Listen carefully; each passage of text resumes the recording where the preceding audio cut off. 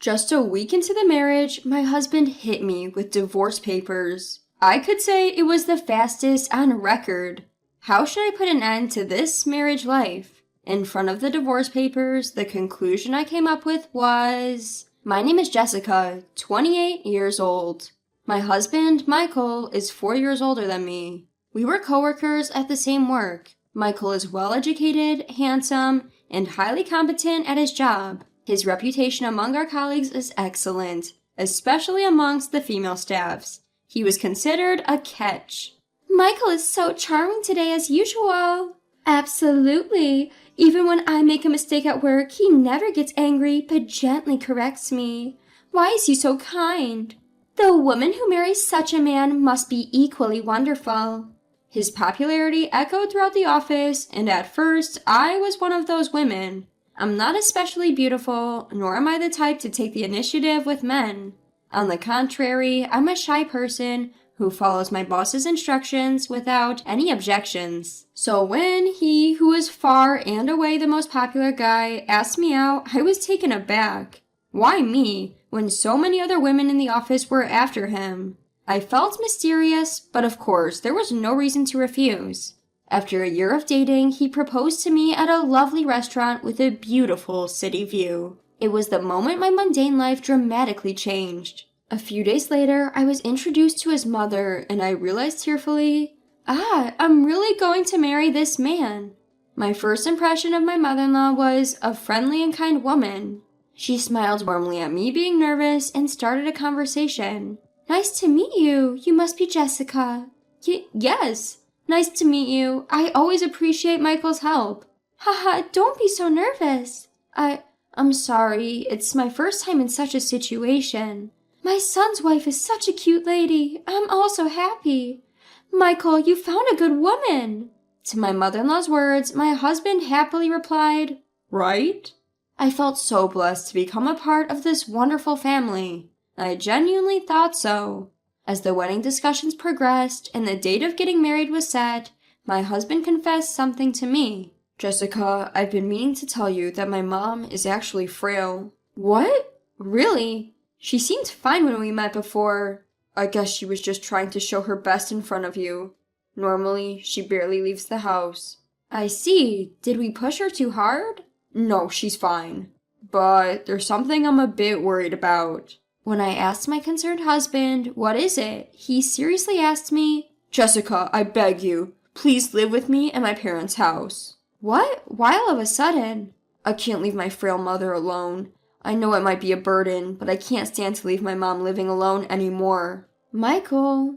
Looking at him begging sincerely, I felt torn. At the same time, I was happy seeing him loving and honoring his mother. I'd be lying if I said I wasn't anxious. But surely I can get along well with that wonderful mother. I willingly agreed, saying okay, and decided to accept living together. Subsequently, after a discussion with my husband, I chose to resign from my job because of our marriage. At home, I'll take care of all household chores and look after my mother-in-law. I had initially planned to continue working after marriage, so I was a bit confused at first, but I saw this as a good opportunity. I will do my best to get along with my mother-in-law as soon as possible. After registering our marriage, we moved our belongings to my mother-in-law's home in Nebraska for over a week. The very first day our life with my mother-in-law began. My husband suddenly pulled out a divorce paper in front of me. Fill these out, please. Huh? You can see what it is, right? Divorce papers. Hold on, we just got married a week ago. What are these divorce papers for? Why? Isn't it obvious? It's so I can divorce you anytime. So if I get tired of you, we can part ways immediately. What are you talking about? I was unable to comprehend the meaning of his words and was utterly confused. The man in front of me had a cold look on his face, one I'd never seen before. In my speechless state, he continued, Listen to me now. Now that we're married, you absolutely obey what I say. If you defy me even once, it's instant divorce. Got it? That's just not right. Keep your mouth shut. I, the top man in the office, married a mediocre woman like you. Stop fussing and just listen to what I say. In the end, coerced by my husband, I ended up signing the divorce papers. Watching the scene, my mother-in-law was smugly laughing. I couldn't quite understand the situation I was in. I love Michael, and I was overjoyed to tears when he proposed to me. But to think he was actually like this? He must have deliberately chosen me from among the many female employees because I seemed meek and wouldn't resist. He chose his marriage partner to make her his puppet. Did I really make the right decision in marrying him? Before I knew it, a crazy marital life had started. As a housewife, my daytime life became one-on-one with my mother-in-law. And to me, my mother-in-law nagged almost every day. What is this? Is this supposed to be my lunch? It's ginger pork and potato salad. I hate ginger, and I only eat macaroni salad. Go make it again. I'm sorry, you previously said you didn't have any specific likes or dislikes. Don't make excuses. Oh my, I wonder why Michael married such a useless woman. She complained about the meals I cooked at every opportunity, and my husband would come home and join my mother-in-law in berating me if dinner wasn't ready. Hey, why isn't my dinner ready when I come home? I'm sorry, I was just cleaning the room as told by mother-in-law. Huh? What's with that tone? It sounds like you're blaming my mom. I didn't mean that. I was about to start preparing dinner, but then your mother asked me to clean. That's just because you're inefficient. Don't bother my mom. How much more trouble do you intend to cause for me and my mom? My husband would then demand, apologize to me and my mom, and required me to kneel down on the ground and apologize. Out of fear of my husband, I fell to my knees trembling. I'm sorry. Just do it right on the first time, you dunce. But the belittling didn't stop there. If I dared to take a break from house chores, my mother-in-law would splash me with cold water. It's cold! Mother-in-law, why would you do such a thing? No good daughter-in-law like you doesn't deserve a break. You stupid woman, get back to work. I'm doing my best. I cleaned the hallway just like you asked me to. Shut up! Stop making excuses. Make sure to dry the wet spots properly, you hear me? Yes, I understand. As these days went on, my self-esteem steadily declined. Was it because I was such a failure as a wife that she would splash water on me and shout at me every day? Was it because I was such a terrible person that I deserved this? This would probably be called brainwashing. I was so manipulated by my husband and mother-in-law that I didn't even realize my own twisted thinking. I was desperately doing house chores to earn their approval. They didn't care and kept nitpicking at me. Look, there's dust accumulating here. Stop slacking off and get back to work. Even though my husband initially told me that my mother-in-law was physically weak, there was no such sign. She seemed to enjoy bullying me every day. In retrospect, living together with my mother-in-law was probably a lie my husband made up to make me a convenient housemaid. Back then, I didn't realize it and thought it was just normal to live together like this. Then one day, my mother-in-law and husband said they were going out together and I was to drive them. I could finally have some time for myself. As I was thinking this, Mrs. Miller, a friend of my mother-in-law who lives nearby, came by. As soon as she saw me, she asked in a serious tone, Hey Jessica, are you okay? Huh? What do you mean? I saw Michael and Martha yelling at you when you were getting in the car earlier. I heard Martha's loud voice when I passed by your house before. I've been worried about you. It seems she had noticed that I was being belittled. That's why she came to talk to me while my husband and mother-in-law were away. Jessica, are you okay with this? I'm really worried about you. You've been looking more and more worn out since you got married. That's because I'm a failure as a wife. What are you talking about? I've thought this since the first time we talked, but you're not a failure at all. I'm sure you're trying your hardest. You can't get used to being bullied. Saying this, she seemed to tear up for some reason. I was moved to tears as well, and before I knew it, I had told her everything. After listening to my story, Mrs. Miller said to me with a serious expression, You need to run away. What? Just run away. But, are you okay with this? You won't regret it? I was confused, and Mrs. Miller grabbed my arm firmly. I, too, was bullied by my mother-in-law right after I got married. It was really hard, so I understand how you feel. You're wasting your life by putting up with it. You're a wonderful person. You deserve to be happier. Mrs. Miller, that's when I decided to divorce my husband. I suddenly felt a lightness in my heart, realizing that I had been brainwashed all this time. I don't want to live with them any longer. This isn't the married life I wanted. Before I knew it, tears were overflowing and I was crying out loud. All the while, Mrs. Miller had been gently stroking my back. Once I had calmed down, she said to me, "It's never too late to start over your life."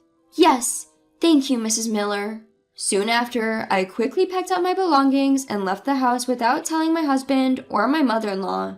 Of course I took the divorce papers that they had made me sign at that time. A few hours later, my husband must have noticed my absence because he kept calling me. I stayed in a comic book cafe that night and answered the phone from my husband once I had calmed down the next day. "Hello?" When I answered the phone, "Hey, don't mess with me!" I heard him yell immediately. "I'm not messing around. What do you want?" "Don't play dumb. Why aren't you answering the phone? And why aren't you home?" "Well, because I left, you know?" "Huh? You left?" He must think I don't have the courage to do such a thing. My husband continued, laughing it off. "What are you saying? Are you trying to get me to worry about you by running away from home? Stop doing stupid things like that." "I'm not trying to get you to worry about me. I left on my own decision. Is there a problem?" "You're gonna talk back like that. Just come home and do the housework. That's all you're good for, you stupid wife." Useless, stupid wife. How many times have I been subjected to such verbal abuse? I used to be heartbroken by such words, but I'm no longer afraid of them. My husband yelled at me as I stayed silent. "Get back here right now!" I retorted without missing a beat. "I'm not coming back. We're divorced, remember? So why should I have to come back?" "Huh? Divorced?" My husband was momentarily lost for words. He must have had the call on speaker because I heard my mother-in-law's voice say, "What?" from the other end. "Did you not hear me? We're not a couple anymore, so I have no reason to go back there." What are you talking about? I never agreed to a divorce." "But you did agree, didn't you? You made me sign the divorce papers." Did you actually use those divorce papers?" "Yes, I did. When I left, I submitted the papers to the city hall." I could hear my husband running to check the room over the phone. It's gone. Mom, the divorce papers are really gone." "What? So she really filed for divorce?" "Damn it, why did this happen?" "What are you doing, you idiot son? It's pointless now." I'm sorry, Mom." After listening to their absurd conversation, I replied sarcastically, "I'm grateful that you had them ready for me to file at any time. Thanks a lot." Hold up. I didn't really want to divorce you." "Excuse me? What are you talking about now?" "I'm sorry for how I've behaved so far. Without you, Jessica, we're in trouble. Neither I nor my mom can handle the housework." As soon as he realized the divorce was final, my ex-husband changed his attitude and started apologizing profusely. I felt nauseous dealing with this man's endless selfishness. "Please, I'm begging you, come back." "Don't be ridiculous. There's no way I'm going back to you." "Why not? We loved each other, didn't we?" "Loved each other? You've got to be kidding. You and your mom brainwashed me. I'm the one saying no to you. Get it? Don't contact me again, you mama's boy." I abruptly ended the call and blocked my ex-husband and mother-in-law's numbers. That's how I cut off all ties with them. Later, I received a call from Mrs. Miller and heard about my ex-husband and mother-in-law's recent situation. Apparently, my mother-in-law's harassment has become the talk of the town, and her reputation plummeted since I left. She, who already had few friends, was now utterly alone. Everybody in town points fingers at her, even when just taking a walk outside, to the point where she hardly leaves her house anymore. Meanwhile, my ex-husband seems to be showing up at work every day in wrinkled shirts. Initially, others were concerned about him, but once I explained the situation to my ex-colleagues, his image dropped dramatically. He's now being looked down upon by those around him and has started to frequently miss work.